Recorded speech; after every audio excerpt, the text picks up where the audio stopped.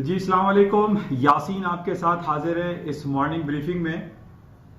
आज इस हफ्ते का आखिरी वर्किंग डे है 27 दिसंबर और जुमे का आज आखिरी दिन, वीकली क्लोजिंग। जैसे कि मैं आपसे ये कहता रहता हूँ हमेशा कि मार्केट के अकॉर्डिंगली जो हम टेक्निकल चार्ट्स देखते हैं उसमें वीकली क्लोजिंग की बड़ी अहमियत जो है उसको हासिल होती है। अच्छा, अब जैसे कि मैंने आपसे कहा था कि इस साल के आखिरी दिन चल रहे हैं, बल्कि इस महीने के, इस हफ्तों के, इस क्वार्टर के आखिरी दिन चल रहे हैं और ये साल ख़त्म होने वाला है। और कुछ 2-3 हफ्ते पहले भी मैंने आपसे ये जिक्र किया था कि दिसंबर का जो महीना होता है, आखिरी महीना होता है साल का, इसके अंदर ज़्यादा से ज़्यादा तमाम कंपनीज, तमाम बैंक्स ये चाहते हैं कि उनकी जो बैलेंस शीट है वो अच्छी दिखाई दे, उनके पास जो बैलेंस हो वो अच्छा हो, उनका जो अकाउंट स्टेटमेंट है वो ज़रा अच्छी दिखाई दे, चाहे वो कोई कंपनी हो या कोई बैंकिंग सेक्टर हो या कोई फाइनेंशियल इंस्टीट्यूशन हो। वो तमाम ये चाहते हैं कि उनकी मंथली क्लोजिंग और ख़ास तौर पे जो ईयरली क्लोजिंग होती है वो स्टेटमेंट के अकॉर्डिंगली अच्छी दिखाई दे। इसी वजह से मैंने आपसे ये कहा था कि अगर आप किसी बैंक में अगर 5,000 और 10,000 रुपए का भी चेक काट के देते हैं तो बैंकर थोड़ा सा रिलक्टेंसी फील करता है और वो आपको मना करता है कि सर अभी पैसे नहीं निकलवाएं, या 10,000 या 20,000 या लाख, 2 लाख, 10 लाख को विड्रॉ करने में थोड़ा सा वो रिलक्टेंसी शो करता है और वो आपसे रिक्वेस्ट करता है बैंकर कि भाई अभी आप पैसे ना निकलवाएं, आप 1 जनवरी के बाद निकलवाएं ताकि उनकी स्टेटमेंट अच्छी रहे। अच्छा, इसी को हम इसको इन लॉन्ग रन में अगर देखते हैं तो जितनी भी दुनिया की बड़ी बड़ी कंपनीज हैं, फाइनेंशियल कंपनीज हैं या कोई डिफरेंट आइटम्स को प्रोड्यूस करने वाली कंपनीज हैं, वो तमाम कंपनीज अपनी स्टेटमेंट को बेहतर करने की कोशिश में लगी रहती हैं।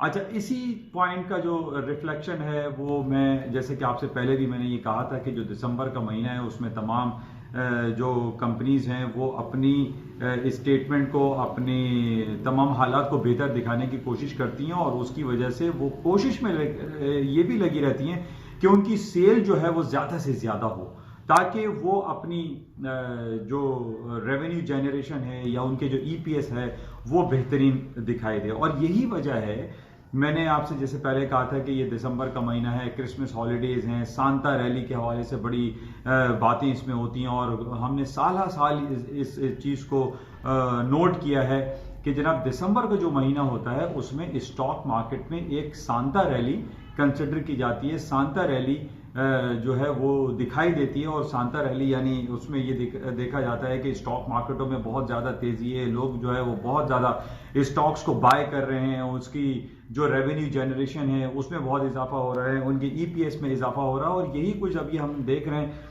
और मैं कई महीनों से आपसे ये कहता चला आ रहा हूँ कि अमेरिका की जो स्टॉक मार्केटें हैं वो एक हिस्ट्री हाई बनाती चली जा रही हैं। ना सिर्फ हम इस साल की बात कर रहे हैं बल्कि मैं आपसे 2016 से ये बात करता चला आ रहा हूँ, जब मिस्टर डोनाल्ड ट्रंप जो है वो प्रेसिडेंट वहाँ के मुंतखब हुए और लोगों ने ये कहा कि जनाब वो हिलरी क्लिंटन जीतने वाली थी और डोनाल्ड ट्रंप साहब आ गए हैं, वो मेक्सिको में दीवार खड़ी कर देंगे और मुसलमानों के आने पे पाबंदी लगा देंगे, और वो बहुत सारे ऐसे इश्यूज क्रिएट कर रहे थे जिसकी वजह से ये कहा जा रहा था कि प्रेसिडेंट डोनाल्ड ट्रंप जो है वो ना जीत भी नहीं सकते और वो प्रेसिडेंट नहीं बन सकते। लेकिन इसका बिल्कुल रिवर्स हुआ। प्रेसिडेंट डोनाल्ड ट्रंप साहब 2016 में जीत भी गए और जनाब आज तीसरा और चौथा साल शुरू होने वाला है और वो अपनी कुर्सी पे बरा जमा है। इस दौर में हमने ये देखा कि ट्रंप साहब के ऊपर बहुत सारी इन्वेस्टिगेशन भी मुरतब की गई। एक जो एफबीआई के एक्स डायरेक्टर था मिस्टर रॉबर्ट मुलर, उनकी इन्वेस्टिगेशन के हवाले से उन्होंने एक कमेटी बनाई थी और उन्होंने ये बात साबित करने की कोशिश की थी कि जनाब डोनाल्ड ट्रंप जो है वो किसी पॉलिटिकल हैकिंग के थ्रू या रशियन लॉबी के थ्रू जो है वो वहाँ के प्रेसिडेंट बने। और लोगों के जहनों में ये था कि जनाब प्रेसिडेंट ट्रंप के खिलाफ बहुत सारी इन्वेस्टिगेशन हो रही है और स्टॉक मार्केटें गिर जाएंगी और अमेरिका के हालात खराब हो जाएंगे, लेकिन ऐसा कुछ भी ना हो सका। लेकिन पिछले 6 महीने पहले यानी जुलाई में जब उन्होंने ट्रंप साहब ने एक कॉल कर दी जो यूक्रेन के प्रेसिडेंट को, उसके खिलाफ डेमोक्रेट जो वहाँ की ओपोनेंट पार्टी है उन्होंने बहुत ज़्यादा शोर शराबा किया और मिस नैन्सी पेलोसी ने ये बहुत ज़्यादा तक ये कोशिश करती रही कि जनाब ट्रंप साहब की इम्पीचमेंट की जाए और उनका मुआखजा करवाया जाए कि उन्होंने अगर प्रेसिडेंट ऑफ यूक्रेन को कॉल किया, तो वो क्यों किया, वो आया जो बाइडेन के खिलाफ कोई कार्रवाई करना चाहते थे या नहीं करना चाहते, बहरहाल ये एक अलग कहानी है। लेकिन हम ये देख रहे हैं कि पिछले 3-4 सालों से हम ये बातें और पूरी दुनिया से ये खबरें आती रही कि जनाब अब टेक्निकल जो है वो ओवरबॉट टेरिटरी में स्टॉक मार्केटें चली गई हैं, स्टॉक में फॉल डाउन आ जाएगा, ट्रम्प साहब की इंपीचमेंट होने वाली है, ट्रम्प साहब की जो है जनाब इन्वेस्टिगेशन जो FBI की थी उस हवाले से अगर कोई चीज़ साबित हो जाती है तो वो अपनी कुर्सी से जो है वो बर्खास्त हो जाएंगे। लेकिन ऐसा कुछ भी नहीं हुआ। और आज हम पिछले 4 सालों से 3.5-4 सालों से ये देख रहे हैं कि अमेरिका की स्टॉक मार्केटों में वो पोटेंशियल जो तारीख में हमें दिखाई नहीं देता, वो इस दफा हमने ये देखा कि तमाम बैड न्यूज होने के बावजूद अमेरिका की स्ट्रीमलाइन जो स्टॉक इंडिसेज हैं यानी S&P, डाउ जोन्स और नेस्डैक अपनी तारीख की बुलंद तरीन सतहों पे डेली, वीकली, मंथली और क्वार्टरली के हिसाब से वो हाई पे हाई बनाती चली जा रही हैं। और आज भी कुछ सूरत हाल कोई बरक्स नहीं है, बिल्कुल यही सूरत हाल चल रही है। सुबह ही सुबह हमारे पास मार्केट जब जापान की या एशियन मार्केटें खुलती हैं तो जनाब तब डिफरेंट खबरें हमारे पर आती रहती हैं कि जनाब इन बेसिस पे जो है स्टॉक मार्केटों में तेजी आ रही है। हालांकि दूसरी तरफ हमारे पास बहुत सारी खबरें ऐसी आती हैं कि जनाब चाइना की रिपोर्ट खराब आ रही है, जापान की रिपोर्ट खराब आ रही है, या ब्रेग्जिट के हवाले से जो सिलसिला चल रहा है कि बरतानिया जो है यूरोपियन यूनियन से 46 ईयर्स ऑफ मैरिज के बाद डिवोर्स होने वाली है। लेकिन ऐसा कुछ भी नहीं हो रहा है और कोई नेगेटिव खबर जो है वो अमेरिका की स्टॉक मार्केट को डाउन करने में कारफरमा दिखाई नहीं दे रही। जितनी भी बैड न्यूज हम देख लें वो अप्लाई नहीं हो रही है अमेरिका की स्टॉक मार्केट पे। अब अमेरिका की स्टॉक मार्केट पे डाउन ना होने की वजूहत हमारे सामने है। पिछले थैंक्स गिविंग डे हॉलीडे से पहले की बात अगर आप लगा लीजिए, 11 नवंबर जब मिस्टर जैक मा Alibaba.com ने एक 24 आवर्स में एक ऑनलाइन शॉपिंग के तमाम प्रीवियस रिकॉर्ड पूरी दुनिया के तोड़ दिए, बल्कि अपने ही पिछले साल का रिकॉर्ड तोड़ दिया जो $30 बिलियन का था विद इन 24 आवर्स। और इस जो 11 नवंबर को दिन गुजरा उसमें उन्होंने $38 बिलियन की शॉपिंग कर डाली, ऑनलाइन शॉपिंग पूरी दुनिया में, खासतौर पर जो एशियन कंट्रीज थे, और उन्होंने अपने $30 बिलियन का रिकॉर्ड ब्रेक कर दिया। ये एक पॉजिटिव खबर थी। इसी तरीके से हम आगे चले गए और जब हमारे पास 28 नवंबर को thanks giving day holiday, black Friday और फिर सैटरडे, संडे और मंडे को साइबर मंडे गुजरा, उसमें भी हमने देखा कि तकरीबन कमोबेश $25 बिलियन की शॉपिंग एक हफ्ते में अमरीकियों ने कर डाली। अब हम यहाँ देख रहे हैं वहां 38 से $40 बिलियन, यहाँ 25-30 बिलियन, तकरीबन $70 बिलियन की शॉपिंग एक हफ्ते 10 दिन के अंदर पूरी दुनिया में हो जाती है। और उसी के बाद लेटर ऑन हम देखते हैं कि दिसंबर का महीना शुरू होता है। दिसंबर के महीने में जैसे मैंने आपसे ये कहा था कि पूरी दुनिया में एक खुशहाली के दिन जो है वो मनाने की कोशिश की जाती है। पिछले दिनों हमने देखा कि नॉर्थ कोरिया के जो मिस्टर किम हैं, उनके जो लीडर हैं, उन्होंने ट्रम्प साहब को कॉल करके एक खैर सगाली का मैसेज दिया, ये भी पॉजिटिव है। इसी तरीके से दिसंबर के महीने में जब क्रिसमस हॉलीडेज आने वाली होती हैं उसमें भी बहुत सारे जो है अच्छे काम किए जाते हैं, खासतौर पर जो वो प्रिजनर्स जो जेलों में कैदों की सोबतें बर्दाश्त कर रहे होते हैं उनको रिलीफ दे दिया जाता है, उनकी सजाओं में माफी दे दी जाती है। इसी तरीके से अक्रॉस द वर्ल्ड पूरी दुनिया में हम ये देखते हैं कि एक हालात बेहतर दिखाई देते हैं। क्रिसमस हॉलीडे की वजह से वो नेगेटिविटी, वो जंगी, वो कन्वेंशनल वॉर की जो बातें हो रही होती हैं वो दिसंबर के महीने में खत्म हो जाती हैं। और इसी तरीके से नवंबर से दिसंबर में बेतहाशा शॉपिंग होती है। कल यानी क्रिसमस हॉलीडे के बाद 26 दिसंबर का दिन था और इसमें एक अक्रॉस दी वर्ल्ड पूरी दुनिया में एक ऑनलाइन शॉपिंग या कन्वेंशनल शॉपिंग होती है जिसको हम बॉक्सिंग डे कहते हैं। लंदन ले लीजिए, यूरोप के पूरे मुल्कों में ले लीजिए, अमेरिका में ले लीजिए, वहां पे बॉक्सिंग डे शॉपिंग हो रही है। पूरी दुनिया में शॉपिंग फेस्टिवल चल रहा होता है क्रिसमस हॉलीडे के हवाले से। कहीं हमें नेगेटिव खबर दिखाई नहीं देती। अक्सर लोग मुझे फोन करके कहते हैं कि यासिन भाई कहां पर मार्केट को सेल करना चाहिए, स्टॉक मार्केटों में मंदी हो सकती है। मैंने कहा भाई मंदी या डाउनफॉल की कोई कैफियत हमें दिखाई नहीं दे रही।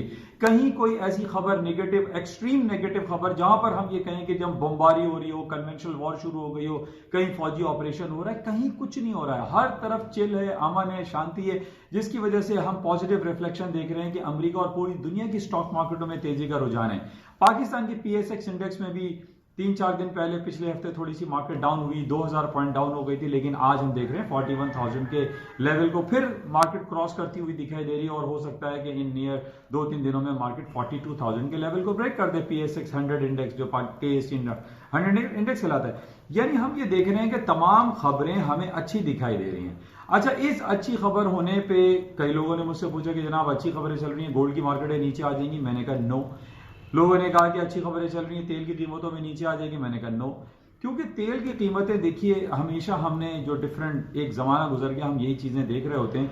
जब स्टॉक मार्केटों में तेज़ी आती है तो इसका रिफ्लेक्शन पॉजिटिव आता है तेल की मार्केट में भी, और आपका गोल्ड की market, silver, palladium, platinum, precious metal में भी तेज़ी आती है। क्योंकि जब लोगों के पास अर्निंग होती है, पैसा होता है, इन्वेस्टमेंट कर रहे होते हैं, इन्वेस्टमेंट से या स्टॉक मार्केट के उनको डिविडेंड फंड मिल रहा होता है, उनकी ईपीएस में इजाफा होता है, उनकी बैलेंस शीट खूबसूरत होती हुई दिखाई देती है, तो उसकी बात लोग ये करते हैं कि उसमें गोल्ड की कीमतों को टेक्निकल ग्राउंड पे बाय करना शुरू कर देते हैं। इसी तरीके से तेल की कीमतें जो है ऊपर की तरफ जाती हैं।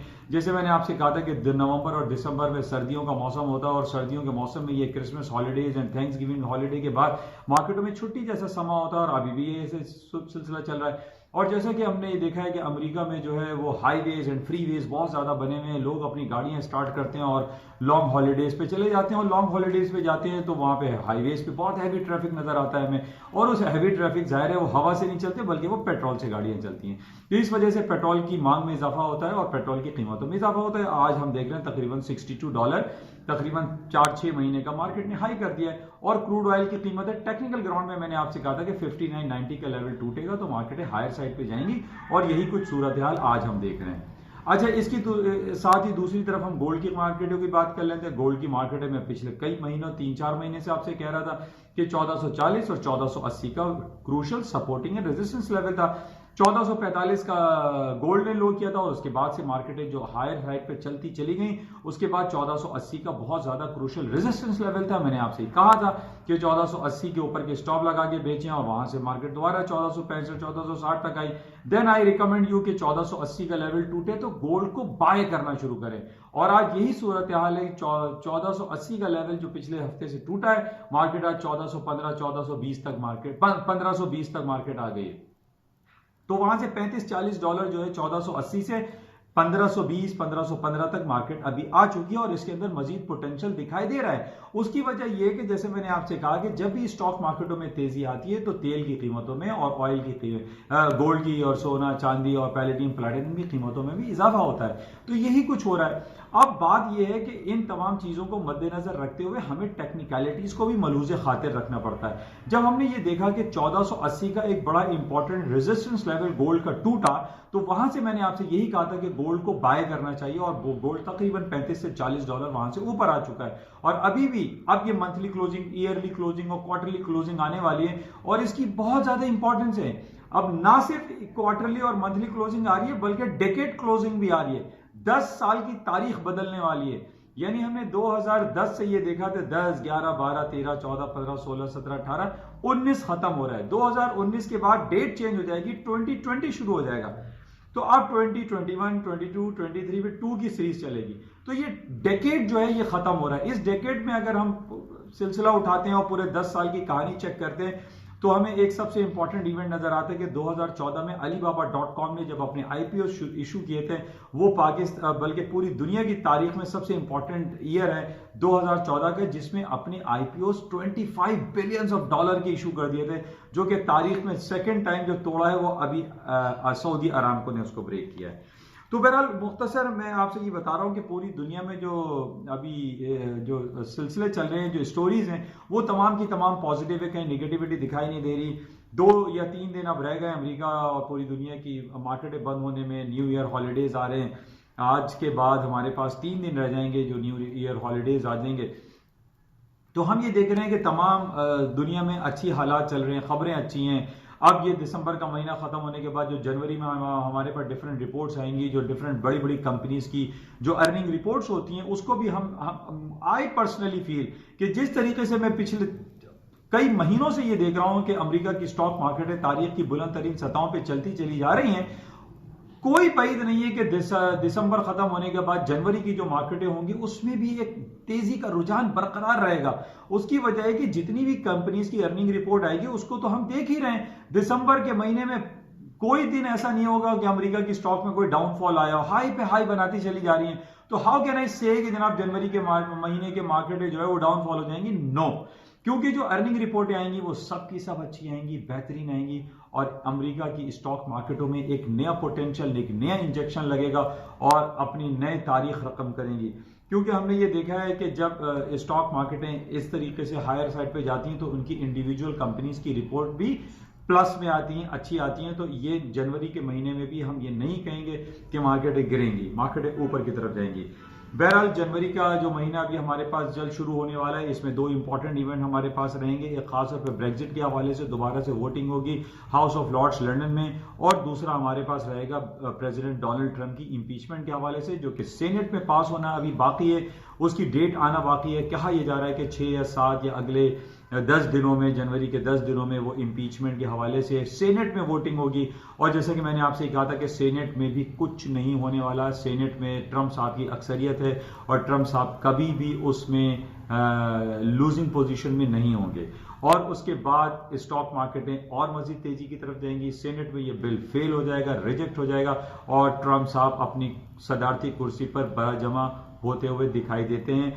और वैसे भी अब टाइम इज टिकिंग डाउन। इस आखिरी साल है ट्रंप साहब का, उसमें 11 महीने रह गए। नवंबर 2020 में इलेक्शन होने और ट्रंप साहब अपनी कुर्सी पे बरकरार दिखाई देते हैं। तो बहरहाल ओवरऑल जो सिनेरियो है, ओवर जो कहानी है, वो तमाम पॉजिटिव हैं, प्लस में है। सिर्फ नेगेटिव खबर अगर हम अखबार उठाते हैं और वो देखते हैं, वो सिर्फ और सिर्फ इंडिया की तरफ से दिखाई दे रहा है, जिसमें इंडिया ने सिटीजनशिप अमेंडमेंट बिल को पास करते हुए जो लोकसभा और राज्यसभा में उन्होंने उसको पास कर दिया है। पूरे इंडिया में आग लगी हुई हो और न सिर्फ मुसलमान बल्कि हिंदू जो हजरात हैं, हिंदू सिख ईसाई, वो तमाम इस बिल के खिलाफ हैं। क्योंकि इसमें ये कहा जा रहा है कि अभी इन्होंने जो इंडिया की बीजेपी गवर्नमेंट है नरेंद्र मोदी की, उन्होंने सिर्फ अभी इस बिल में ये कहा है कि मुसलमानों के अलावा तमाम लोग इंडिया में आके नेशनलिटी हासिल कर सकते हैं अफगानिस्तान, पाकिस्तान और बांग्लादेश से। लेकिन आइंदा जो लोगों को प्रिडिक्ट कर रहे हैं वो ये कह रहे हैं कि आइंदा वो सिखों को भी रोक सकते हैं, वो ईसाई को भी रोक सकते हैं। अभी उन्होंने मुसलमानों को रोका है। इस वजह से इसके रिफ्लेक्शन में हम देख रहे हैं कि पूरे इंडिया में आग लगी हुई है। इलाहाबाद में, लखनऊ में, दिल्ली में, मुंबई में तमाम लोग सड़कों पर निकले हुए हैं और इस सिटीजनशिप अमेंडमेंट बिल को विड्रॉ करने की बातें कर रहे हैं और प्रोटेस्ट कर रहे हैं कि नरेंद्र मोदी साहब इस बिल को जल्द अज जल्द वापस लें, ताकि ऐसा ना हो कि अभी सिर्फ मुसलमानों को बैन लगाया है, कल को वो दूसरी कम्युनिटी को भी बैन लगा दें। तो बहरहाल ये निगेटिविटी हमारे पास नजर आ रही है, लेकिन हमारी दुआ है और हम ये चाहते हैं कि नरेंद्र मोदी साहब इस बिल को जल्द अज जल्द वापस ले लें। इंशाल्लाह राब्ते में रहेंगे। आज है फ्राइडे, 2 दिन इंशाल्लाह छुट्टी रहेगी और उसमें हम देखेंगे कि संडे नाइट को अगर कोई खास इवेंट रहा तो आपसे दोबारा राब्ता करेंगे। उस वक्त के लिए इजाजत दीजिए, खुदा हाफिज। और इंशाल्लाह आपसे राब्ता करते जाते हुए मैं कहूंगा कि इस यूट्यूब चैनल को प्लीज सब्सक्राइब जरूर कीजिएगा। Thank you.